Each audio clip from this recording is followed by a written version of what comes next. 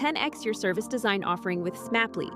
Take 20% off any order with This Is HCD 20 off. Let's superpower you and your design team's potential. Sign up at smaply.app. Enjoy the episode from your friends at Smaply, helping support This Is HCD podcast.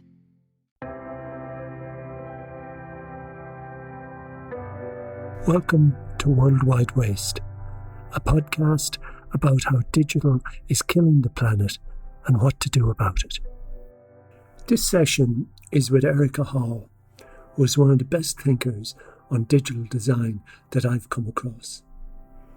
Erika is the co-founder of Mule Design and author of 2 books, Just Enough Research and Conversational Design. In her design consulting practice, she helps organizations ask deeper questions and work more collaboratively across disciplines. Her ongoing personal project is identifying new ways to visualize the ethical dimensions of design decisions. I started off by asking Erika if in the last 10 years we've ruined web design, and if we have, what do we do about it? I don't know if we've ruined it completely, but it's pretty bad. It is pretty bad. You know, this is something I notice myself when, you know, I'm just because I'm extremely online and using the web all the time, and everything is really, really slow. So yeah, in some cases pretty unusable. So to answer your first question, it's kind of wrecked, you know, compared to, I remember when I was first working online, just the bandwidth was very low, and that was the issue. And it seems like we've sort of come back around there. And how do we fix it? I mean, like step one, I think, is just socializing how bad it is, right? Because I really think a lot of this goes to how fast organizations are producing things, and they're optimizing for a set of metrics that don't necessarily have to do with page weight or download time. They have these other metrics, and I think it will take some awareness raising, because I think a lot of the choices are in a lot of cases, people being sloppy, not optimizing images. A lot of it has to do with the tools. Like, these sorts of considerations aren't reflected in the design tools we're using. There's nothing necessarily to tell you to provide guidelines around page weight. Like if you look for it, you can find out, like, oh, this this image is a giant, like 100 meg image or something like that. But there's not like a quick check. Like, we have accessibility tools that will sort of give you an accessibility check, and people aren't even using those. So I think the first step is finding a way to make it easy to just check yourself, and also provide more of a standard so people even know like what they should be aiming for, right? Like, oh, let's try to get page weight down to X. And I think if we have at least that awareness and could measure it, people could start at least having something to aim for amid all their other choices. Yeah, and it's funny, isn't it? You know, because we all kind of know, at least at some level, that faster pages are good, and that, you know, that this is a foundational thing. I don't know who I was saying to, but it's like, we think we're designing a Ferrari, but for the customer it feels like a tractor. You know, like, you know, we have this image as web designers that we're designing Ferraris, but the actual experience is like a tractor. When you put your foot on the accelerator, the max speed is like, 40 miles an hour. You know, that, and yet all the forces seem to be to the bigger web page, more JavaScript, more this, more that, more custom fonts, all the forces, if the web is a galaxy or an area, all the forces are moving towards the bigger and the bigger and the bigger and the more and the more. so all the cultural and design forces, and how do we shift that? I want an option for 80 different fonts, or I want these huge images. I want this. I want that. I want the other, and we lose sight of these critical foundational things that should be like basics at basic camp. I mean, besides just making people aware of it, it's also because I do a lot of work on the research side, and I can tell you, it's not just for myself. What it matters to everybody, speed is the most important factor in the experience. Like, how fast do I get to what I need? This is why Google has, one of the reasons they've dominated is because that's such a satisfying experience that you immediately get a huge number of results, and they even reflect back to you, what fraction of a second it took to deliver this huge number of results. And that's really satisfying. And when you go back and you do another search, it's like, it's so fast and it feels so responsive. And that's a significant part of Google's success, is that experience and just how instantaneous it feels. And I think a lot of organizations undervalue that sense of speed and lightness, and how just because the frustration, the mounting frustration, whether it's like you're waiting for a page to load, or trying to find the one piece of information and all the complexity that will really help you, that's like this mounting frustration of dealing with the web.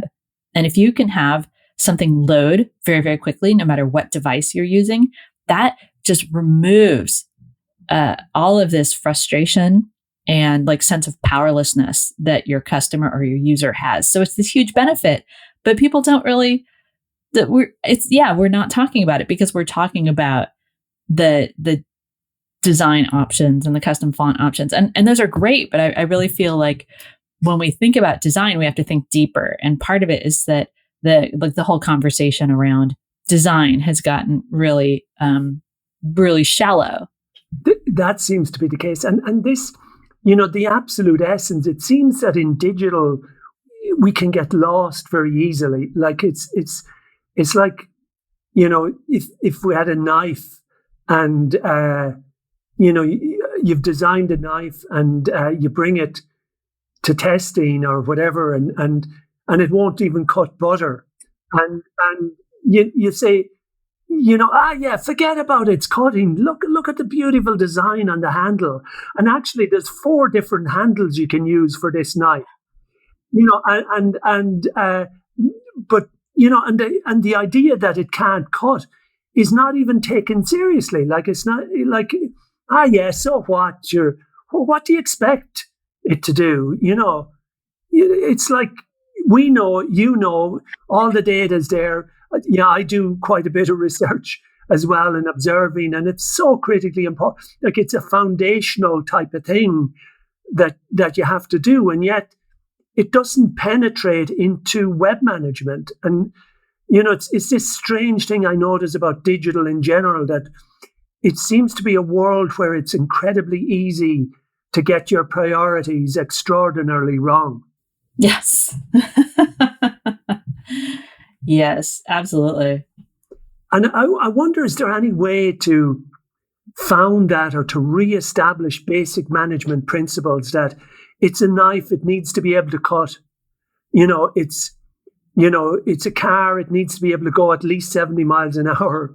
It needs to be able to do really basic things. And yet it's very difficult to, is it marketing that's causing this? Is it development? Is it design? Who are the drivers of the forces within these organizations that says we don't care about speed? I don't know that it's anybody necessarily saying we don't care about speed. I think it's not really thinking about what, in any critical way, what organizations are optimizing for, right? It just, nobody's necessarily pushing back on performance in that way. I think in part because, like I said, people are moving so quickly. Everybody gets their anxieties or hopes or desires or metrics into the process. And I think there's an absence of that strategic role that kind of oversees the priority setting and helps with the trade-offs. And I think the reason for this is because design has gone in-house so much in the past 10 years. Like, it used to be that a lot of design came from a strategic external agency. And then, then businesses recognized that this sort of design and development work was a core business process. So they pulled it in-house. And I think what they lost, I think it meant that what they gained in sort of internal operational efficiency. But what they lost was that strategic function who kind of looks across and says, okay, what are we optimizing for and why? So I think there's sort of like the executive function of the brain that's been missing. And I think that's one of the reasons why this bloat has occurred, because there's nobody sort of looking across everything and saying, well, are we really being efficient? Are we really optimizing for the right things? It's like companies are very, very reactive, and they chase the new best shiny thing. And then, of course, the people who are talking about branding and storytelling have a lot of influence because they're good at storytelling, right?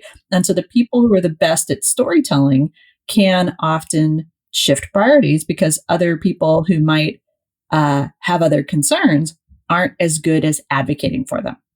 Yeah, it's very interesting there about the loss of management.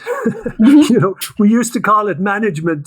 Back in the day, it used to be called management. You setting priorities, etc. But the latest gizmos. Yeah, it's still that.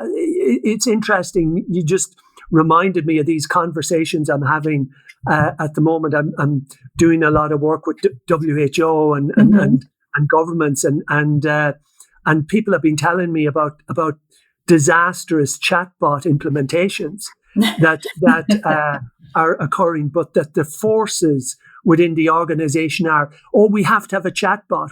Because you're not with it if you don't have a chatbot, and that. They're telling me, these are disaster because it's so hard to get these things right, and it's so easy to get them wrong. But the management, the senior people don't care. They just care that we have a chatbot.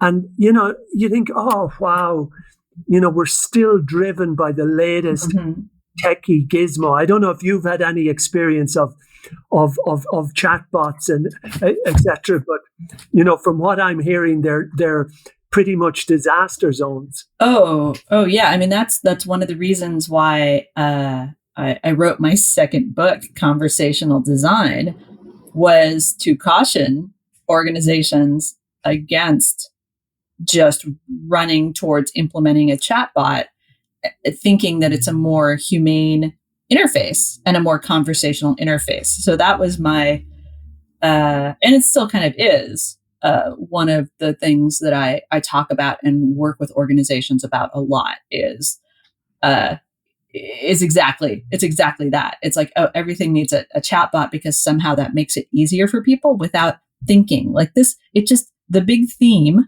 and like talking to people about using technology to better serve people. Those of us who've been in this job for a while, we just see how when the thinking gets shallow and too fast, like you just rush to something that appears to solve the problem and is shiny and other people have it. And it can be very difficult to get people who've latched onto a solution like that to drop it if you haven't done the work in advance to set the standards for like what makes a good experience, what actually makes a conversational experience, what are we optimizing for. You can't have those conversations after the horse is out of the barn.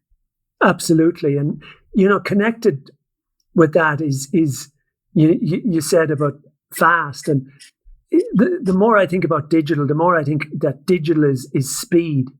Like it's like a drug. It's like it accelerates behavior by there's something in digital that is speed, and people get up at such a speed that they can't think rationally anymore. They can't decide. They feel they just have to keep rushing around in their activities, and that we lose the most basic things of perspective and any sort of long-term planning. You know, there's a sense we're just caught up on this drug that's called digital, and how do we get off speed? How do we get off digital a bit? Well, I would say the drug isn't actually digital. The drug is capital, because digital on its own, like I'm reading a really interesting deep book called The Age of Surveillance Capitalism right now. And the author argues that nothing that we talk about with respect to the very large digital companies, you know, the Amazon, Microsoft, Google, Facebook, none of that is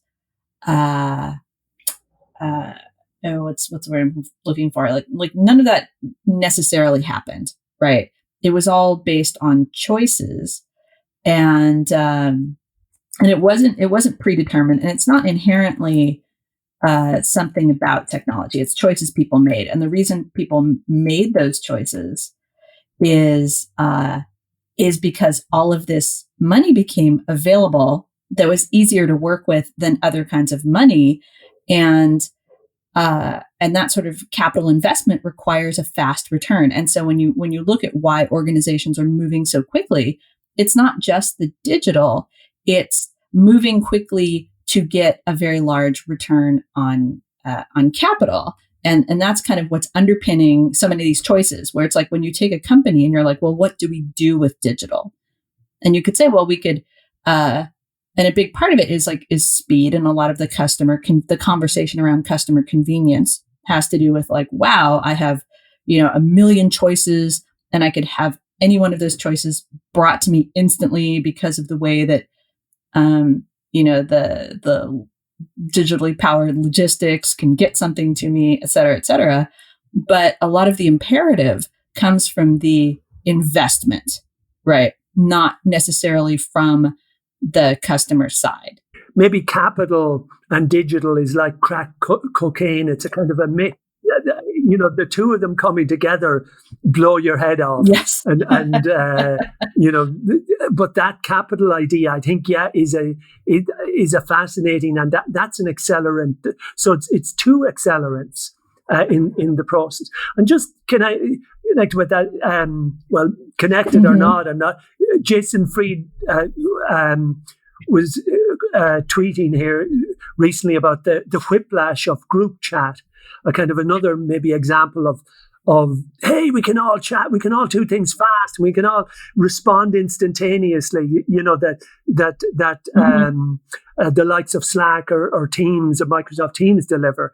And you know, is that about producing more, getting conversations, or getting? I think that's maybe another example of this underlying fluidity of the sense of, you know, somebody said to me, showing me one of these related tools, and it said, and you can create a section if you want. You can create a category, no problem, any category you want.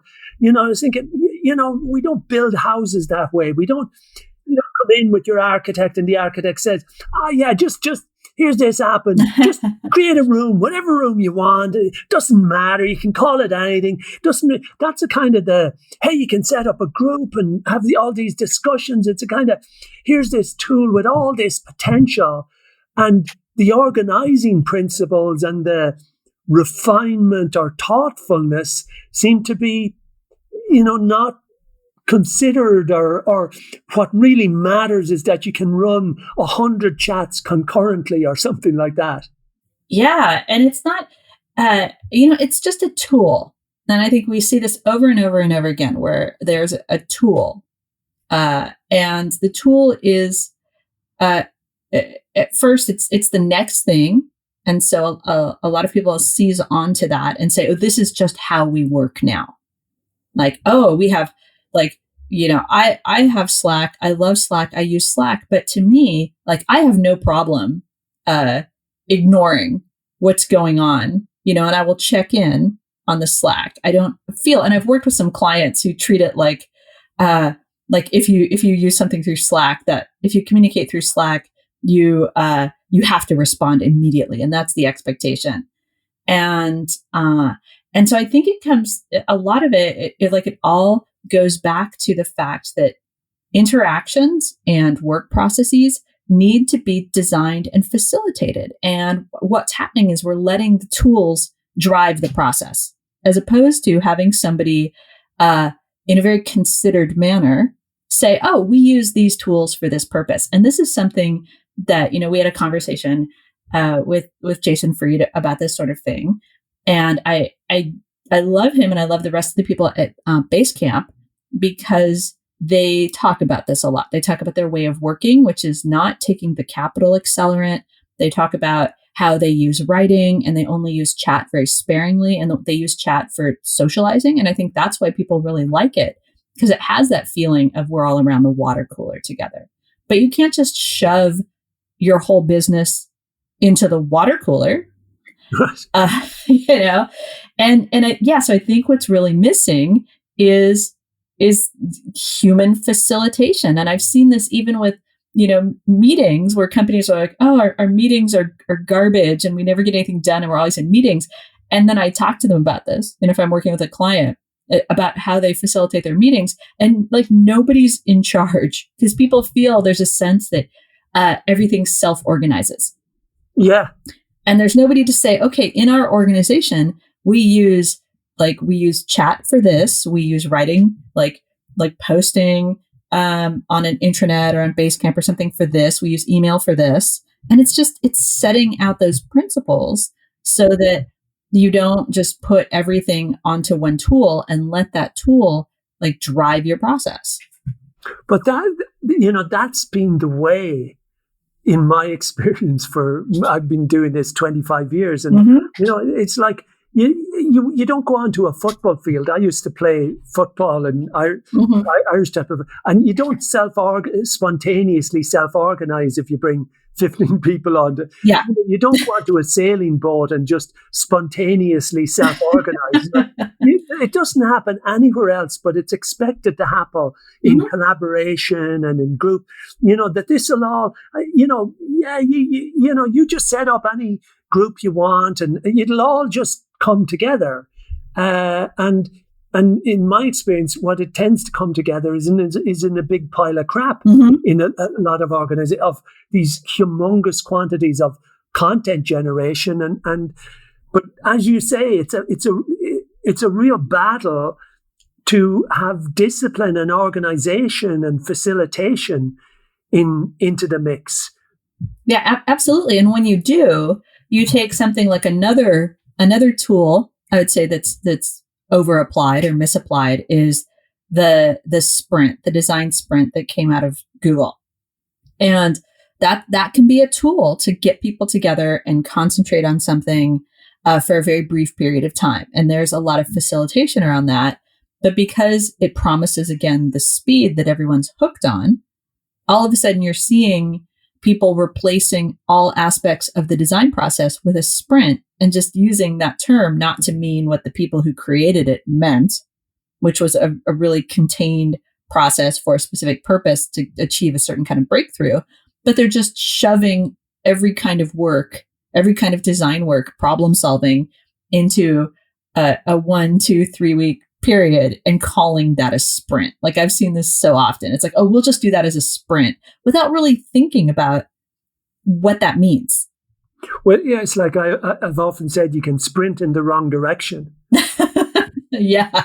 Get to the wrong place real fast. Get to the wrong, let's do this wrong really quickly. Yeah. In the process. But speed and, a lot of this stuff that I've been looking about, the impact on the environment. Of course, there's laws of speed, that the faster you become, the more energy intensive you become, and that speed has an exponential cost in energy once it gets above certain levels of speed.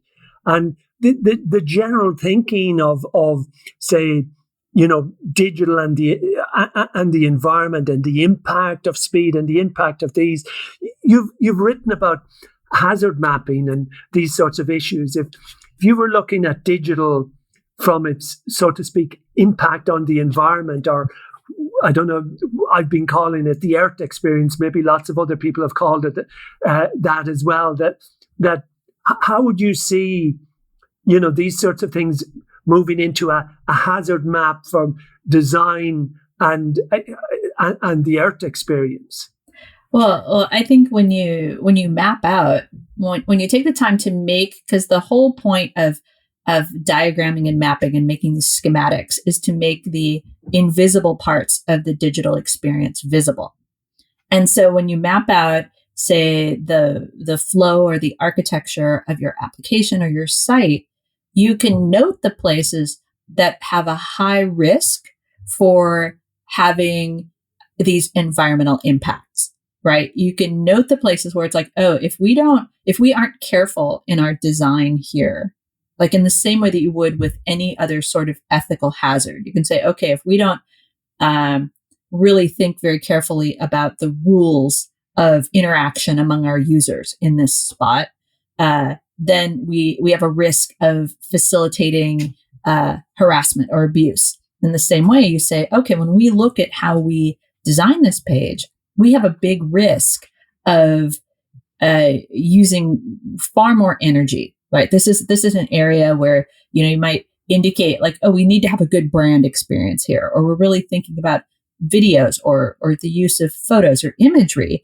And you could actually just note that risk on the sitemap or the wireframe or the schematic. And just by calling it out and making it visible, then you make that part of the design problem solving. Like, constraints make people better designers. Right. And I really feel like we haven't seen these constraints. When you talk about business and the environment, there's the concept of externalities, the costs that your business doesn't really bear. And I think that's what's going on here. Is it's very easy, with like storage and being so cheap, like all these things that used to be expensive in the early days of the web, like storage and offsite storage and server space and processing power. So everything's so cheap. And so people aren't feeling these costs. So you have to write those costs down to make them visible to the people making the decisions. And then once you've done that, you can take them into consideration. And that's what design is solving those sorts of problems.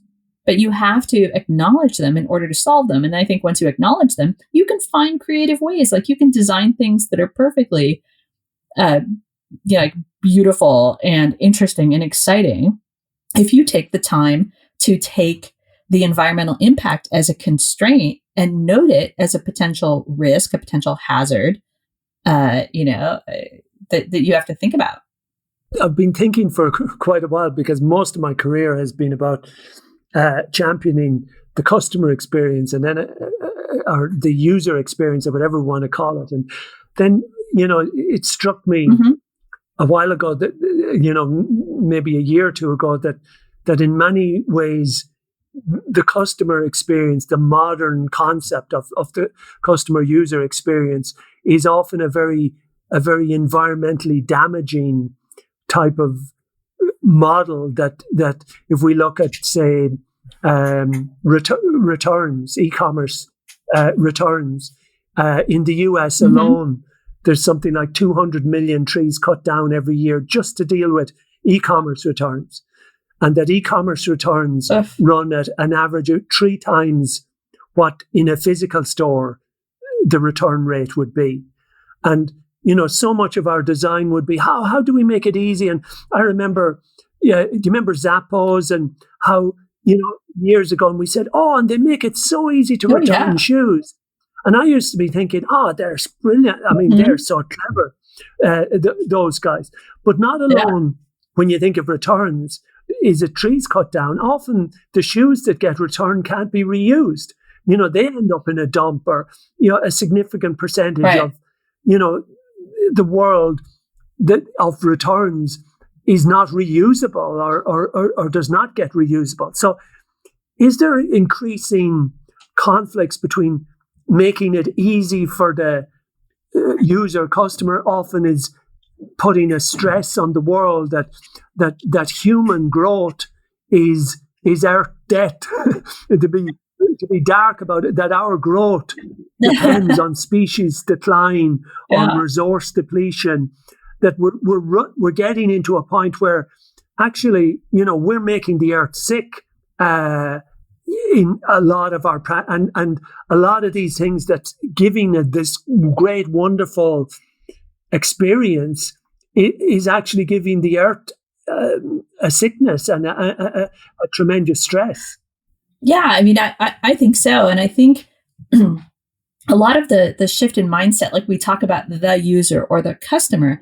And I think what we forget in all of that, and in like all aspects of especially digital design, is that none of us are really isolated individuals, but our vocabulary treats everybody as one individual who isn't connected to not just like a whole social network, but the whole like web of life on the planet, however you want to talk about that. So I think just shifting our language will really help with that. But the problem is, when you think about the success of a business, it still comes down to, well, one person has to get their credit card like out of their wallet or have it saved in their browser or whatever.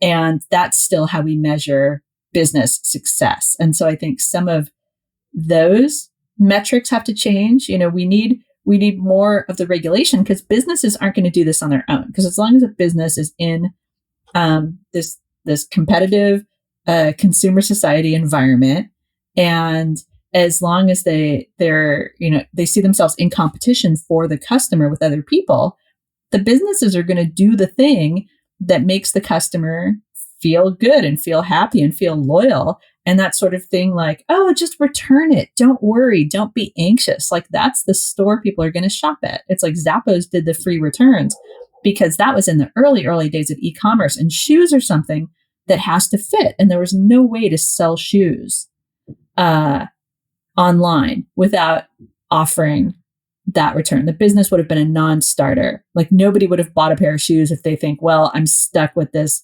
$100 pair of shoes if they don't fit. But now, I think we're in a place where it's like, how do we start to change these processes where we can deliver something that feels like a good competitive experience, but also, doesn't destroy the planet. And I think there is a segment of customers who do want to make better choices, but it's a question of how do you make the better choices obvious, and how do you make the better choices easy? And that takes some leadership, and that takes some vision, and that takes, going back to what we were talking about earlier, not being beholden to your investors. Yeah, the capital issue, and design. One of the ideas I had, looking at, say, the element of not so much returns but just delivery. That if you're looking for 1 hour delivery or 1 day delivery, that's significantly more environmentally damaging, because the truck will probably not be as full. They'll probably be driving faster. You're going to have a higher stock, to meet this immediate demand. So I was thinking that, if you were on a page and it said, 1 day delivery or 3 day delivery, those were the options. But instead of calling it 3 day delivery, you called it like green delivery. That we begin to think about the things that stress, because if you take 3 day delivery, well, smaller stock levels, more optimized truck, generally more efficient. But any ideas around there that, how do we begin to design pauses into, not so much that this page should be slow downloading, but that we can somehow slow people rather than speeding people up all the time and wanting them, oh, you do want it in an hour. And most times we don't even use it when we get it for 3 days, like at least, in a lot of situations, we get this thing fast and we don't use it. So we could have waited, but that we kind of, that waiting is like a good meal, like that somehow, I don't know if there's ways we can begin to design to take it a little bit more slowly, and we'll actually get there just as well and with probably a better overall experience. It's not just the environment, but the really rapid delivery has immense implications for the safety of our streets. With the trucks rushing around to meet these really accelerated schedules, and the human experience of having to work to meet those deliveries, to work in a warehouse. There's a real, it's really inhumane. The inhumanity of the working conditions is directly connected to all of these things, rushing. And because I remember when I was a kid, and if you mail ordered something, the time promised was 6 to 8 weeks, which when you're a child is an eternity. And, if you wanted a specialty item from a catalog, you're like, well, 6 weeks from now, it might show up in the mail. And now we do have these expectations of it being instantly at your doorstep. And so I think a couple of things have to happen. One, if you reflect the choices, I think,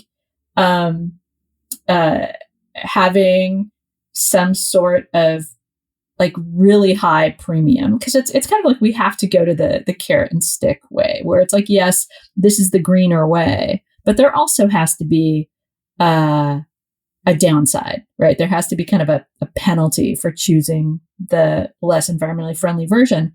And so I'd say 1 day shipping costs, they're usually higher, but they have to be really, really higher, because it goes back to, I think, something, I think you were talking about this, the fact that the most affluent countries have the highest impact on the environment. We really focus on, these countries have really large and growing populations, and so that's bad for the planet. But it's those of us who are more affluent are the worst at this. And the problem is that the penalties don't matter as much to people. If you can afford to pay an extra $20 for shipping, who cares? But so those are probably the people where you can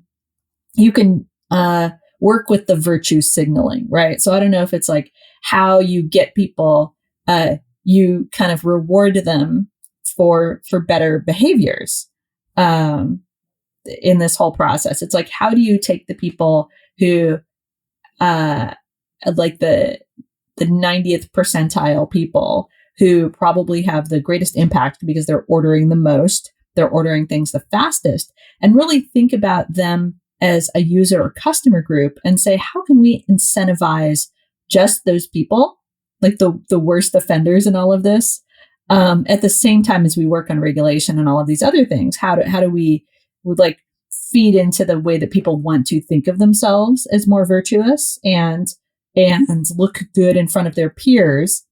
So maybe it's an environmental influencer kind of thing. I know that sounds a little gross, but it's worth a try. Absolutely. I think, these, it needs to be twin approaches. I think culturally, in a way, has to come first, because it seems like politics follows the culture rather than creates the culture or creates the mood or the sentiment. In some ways, that there has to be that this isn't fashionable, to be buying 5 times as much clothes and to hardly ever wear them, and these sorts of behaviors that are kind of are a reflection of getting it now. When you have to really think about things, maybe you buy less. But looking at the future, and because you've talked about this and given talks about the future, and and around, I think certainly something that I found, if you look at post World War, there was a genuine boom and things really improved.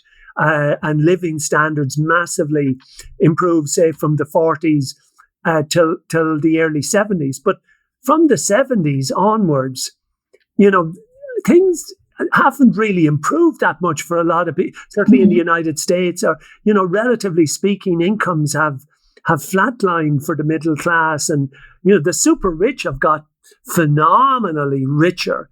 But most people, like the American, the US life expectancy is in decline, and is 5 years lower on average than most other, so-called advanced countries. So we ask this question: what good is Google and Facebook and Amazon and actually all this stuff, and we still seem to have a kind of a gig economy, and people really struggling with very little savings, so we ask these core questions about, technology 100 years ago created electricity, before that created railways, it created the motor car.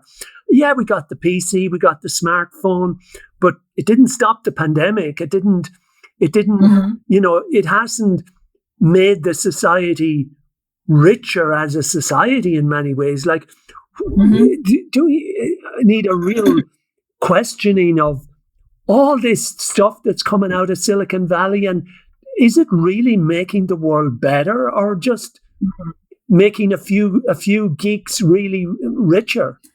Yeah, I think that's a fantastic question to ask. I think in some ways, it really goes back to having people who do have a platform to be raising these questions, because it is so easy to get hooked on this convenience and knowledge is at our fingertips. But what we've found, and this is the thing that's most interesting to me, right? All knowledge is available, all human knowledge roughly is available instantly at our fingertips, like never before. And I think that's a huge benefit. But at the same time, we're not taking advantage of it. Like just what you said with the pandemic, we have better knowledge and more interconnected knowledge, but it's the politics and the power relationships that get in the way of that, right? So the misinformation gets out there. So I think we have a bad understanding and maybe a too optimistic understanding of human nature. So when we address these problems, I think some people have an idea that, if the information is just out there, people will use it without really understanding human nature and the way that relationships and power affect who trusts what source of information. So I think this is actually the biggest problem we have to solve now, is the misinformation problem, right? The decision-making problem. It's how do we help people think critically and make good decisions with the available information? Because you're totally right that we look at where society is. And I think on some measures, things have gotten better, but exactly, wages have stagnated. It's amazing the fact that in America, the minimum wage in the country, it's higher in the States and it's much higher in San Francisco, is $7.50. When I was in high school, the minimum wage was $3.50 or something like that. So it's barely gone up relative to everything else. The cost of college has gone up. And so much of it has to go back to the fact that we're not taxing these companies. Because what will give us that better quality of living? It's being able to get at those profits. And so but it's hard because capital really moves across borders very easily. Yeah. And this is showing up in our real estate markets. People can't afford housing because there's so many empty homes. And I know this is true of every major city in the world where international investors come in, they buy property and hold it empty. And so I think there's so much we need to do with taxation and regulation and government that seems tangentially related to this idea of, digital having this huge impact and accelerating the degradation of the planet, but it's totally connected, right? Very few designers want to talk about tax policy, but they're totally related. Oh yeah. I mean, the period of the 50s to the 70s was a very high tax period. it was, when the Great Society, so to speak, it often connects up, but that's another debate. But you were saying about misinformation, and I think absolutely, but just information. If we, more data has been created in the last 2 years than in all of previous history, and yet we were wholly unprepared for the pandemic.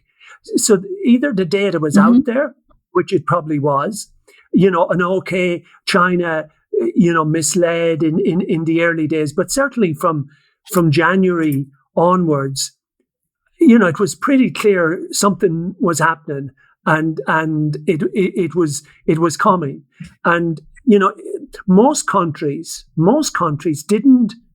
weren't able to deal with that data, or didn't. I've seen so many situations where people are becoming incapacitated by big data rather than that it's so overwhelming, and there's so much low level stuff being collected that I know information overload has been a cliche for 20 years, but when we're creating zettabytes of data, like zettabyte, they're unimaginable. And, a zettabyte, I calculated that a zettabyte, if we printed out a zettabyte, it would require 20 trillion trees, and there's 3 trillion trees on the planet. So we'd need 20 trillion. And that by about 2030, we'll have over 2,000 zettabytes of data. This is data. This is quantities beyond imagination, and this seems to be our production culture. And how do we step back from that, because it's not making us cleverer. In many ways. Yeah, I mean that's a really hard question, because it there's this idea, and this is something that I fight about daily, the idea that more data is equivalent to more insight. And we look at what's happened with the pandemic, and the reason it caught us by surprise is because there are people whose power depends on misinformation. And it's been those leaders who haven't been able to deal with the pandemic, right? Because if you look at California dealt with the situation in a very reasonable manner. If you look at us against the other places in the country. And the reason we did is because, I'm here with UCSF. UCSF is a leading medical research facility, and they saw some of the first cases of the virus. They told the mayor, they talked to the governor, and we handled it, like, not perfectly by any means, but very rapidly and very decisively. Unlike the United States as a whole, unlike the UK. And I think that has to do with the fact that we have leaders who believe in looking for the right evidence, not the evidence that supports their position. And so that's a huge part of it is when you've got more data, I would say, and more information floating around, it's easier for people in power to take advantage of the confusion and the conflicting data. So more data, I would say, creates more opportunity to create kind of a fog and benefit from that fog. That's a great point. Yeah, that's a great, that is a side effect probably of the information revolution, that it does create more opportunities to muddy up the waters, or to, so that weakness.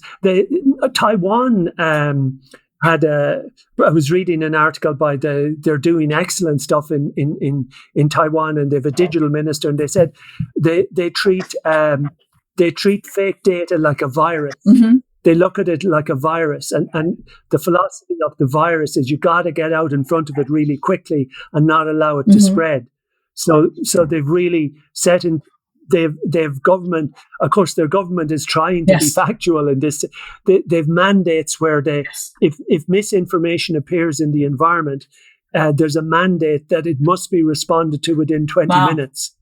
So there's a kind of they're trying to put processes in place that allows, because if you don't get it early, it is like a virus.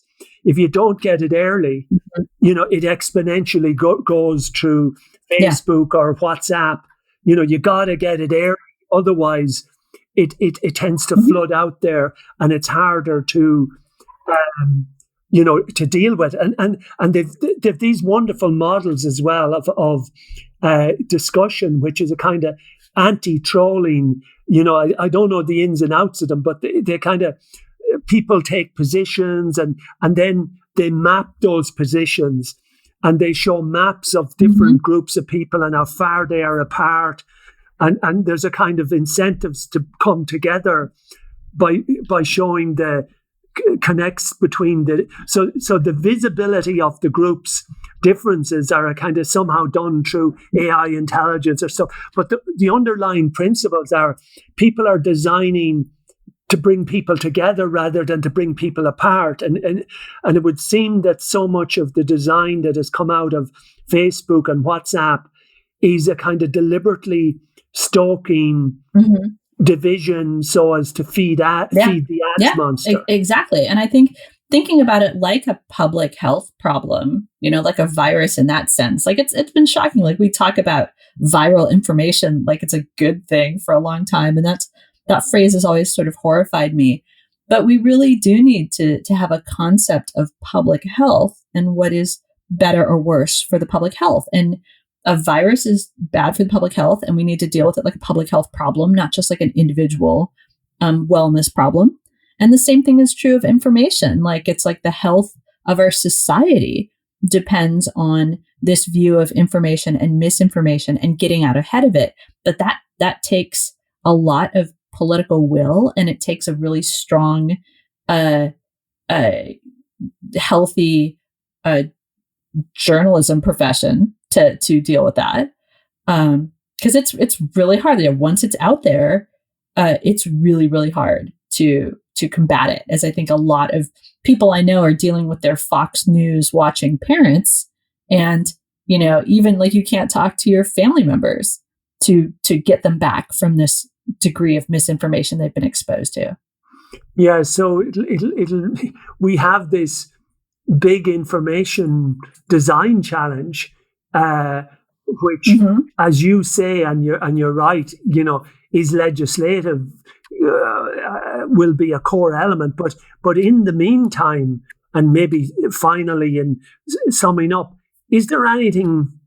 And it's an impossible question in a way that we can do as designers, to begin to, even ask these questions that creates a little bit of societal momentum. Because I read this fascinating study about, it said that it looked at all the revolutions over the last 200 or 300 years, from the Russian, etc. And it said, once you get to about 3.5% of the population, there's incredible potential momentum within 3.5%, that, below it, it peters out, changes, but that 3.5% can change 95% if properly energized. But anything that, can build that design, just thinking about, even in the around information management, that could be good basic habits that we could begin to, like maybe not thinking that storing everything is good, that maybe thinking a lot more about what are we collecting, why are we collecting it, rather than say, we'll figure all that later. Is there any sort of little tips or something that you found in your life has made a kind of things that you do as information cleanliness habits, so to speak, that allow you manage or deal with a client who is overloaded? Or what's the first things, or is there any sort of core, even just very simple type of ideas or advice you'd give as a conclusion? Oh, I think the very simplest one is to just have the practice of always asking, why are we doing things this way? And is there a better way? Because that takes such a small amount of time to just remind each other to ask that question and not take things for forgiven, because it's so easy. Like, we as humans get into habits. We just want to get into an easy habit. We just want to settle in and stop thinking. And so the more that we hold each other accountable and always ask, like, why are we doing this?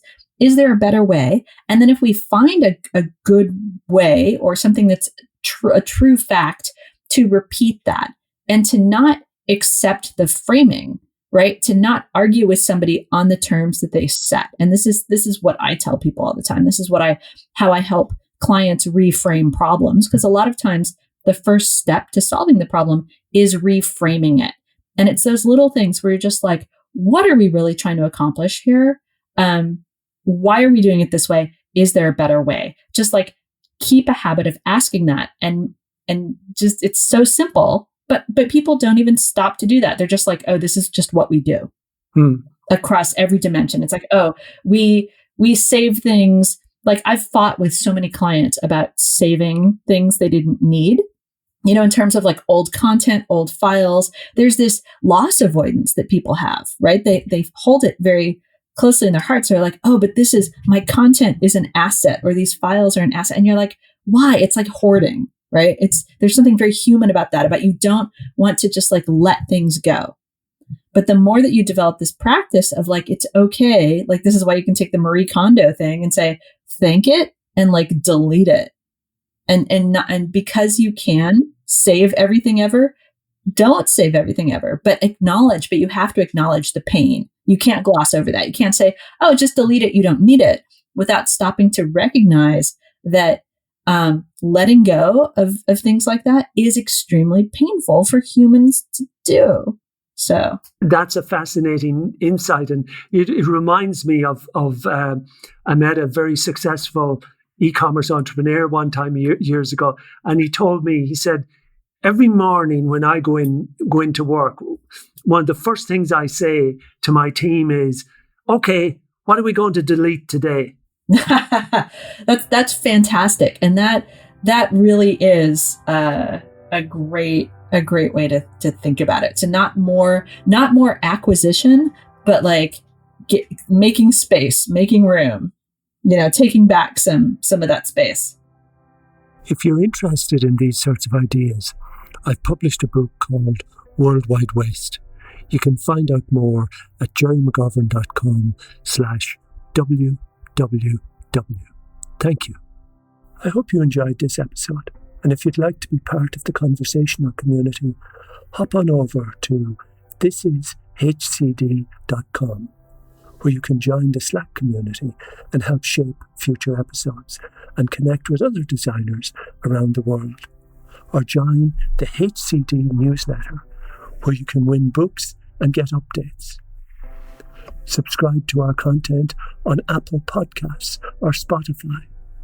And listen to any of our design podcasts, such as Getting Started in Design, Bringing Design Closer with Gerry Scullion, or Power of 10 with Andy Polaine, or Decoding Culture with Dr. John Curran, Prod Pod with Adrian Tan, and Ethnopod with Joe Hasbrook.